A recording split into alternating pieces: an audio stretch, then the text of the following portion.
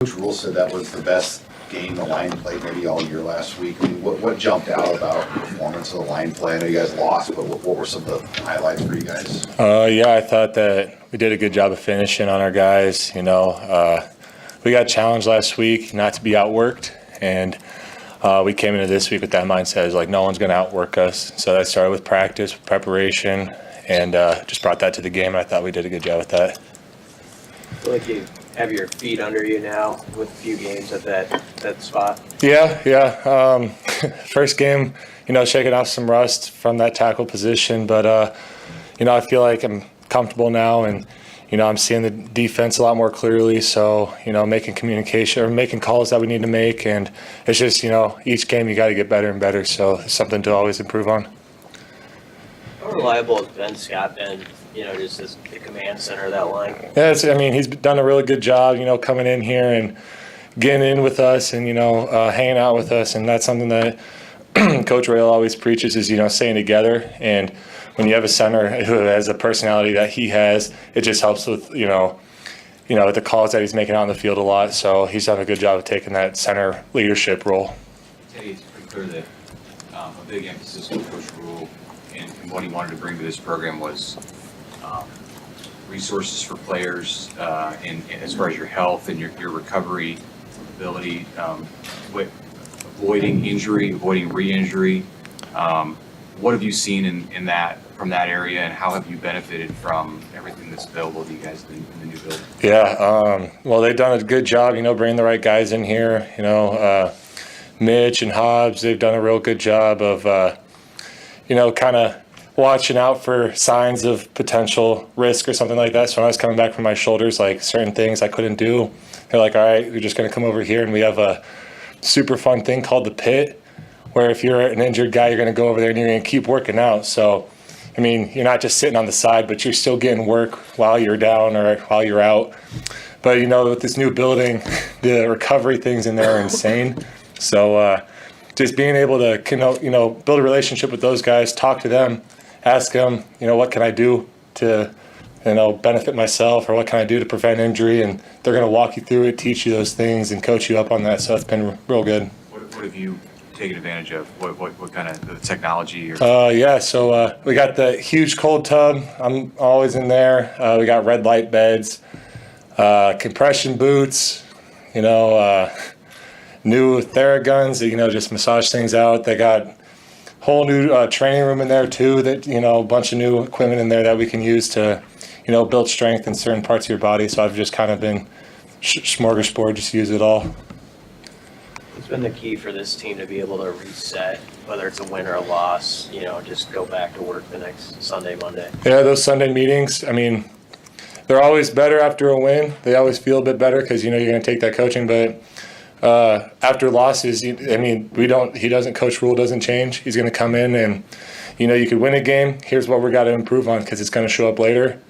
You lose a game. This is why we lost, but we have to be able to improve on those things. And just coming in with that mindset of, all right, this is what they beat us on. We got to take that in and improve on that and other things outside of that in the next week.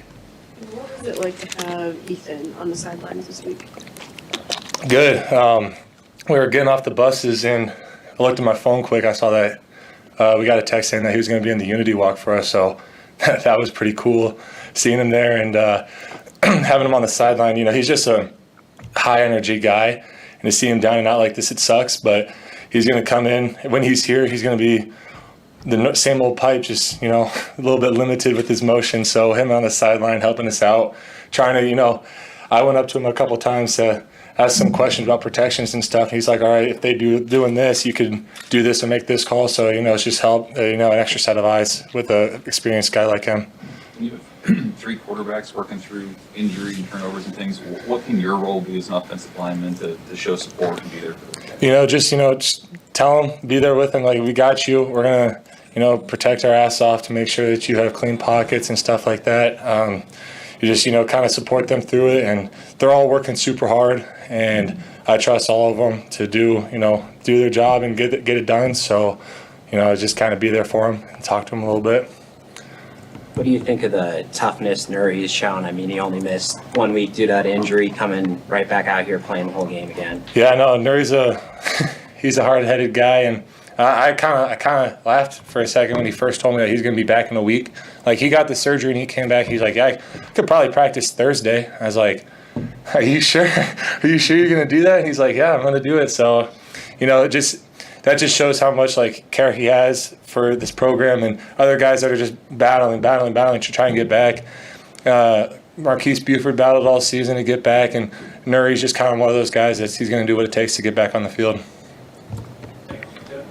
Talk about Wisconsin, just Yeah. this game is kind of a rivalry. There's a trophy in line. What do you know about the Badgers and kind of the history of the series? Nebraska's never won in Madison since they joined the conference. Yeah, I mean, they're a tough team, and you know, Coach Donnie told us about how their backstory being a tough team and how they kind of modeled back in the '90s based off what Nebraska was doing.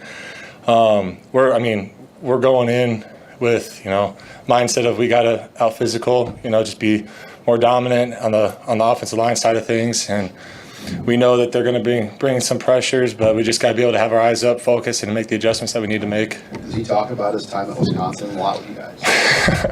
He'll tell us some stories and stuff, but he doesn't go into too much detail. But from the sounds of it, he had a good time there, and he represented well.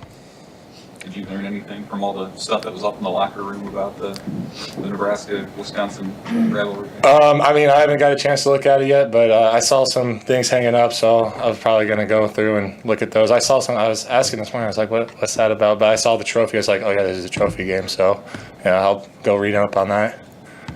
Do you know what the name of the trophy is? It's the Liberty Trophy, right, or something? No, close. Close. No, what is it? I don't know. It's the Freedom. Freedom Trophy. Oh yeah. It's just a game, so we're just gonna go in there with that mindset. Yeah. Yeah. Yeah. Good. Thank you guys.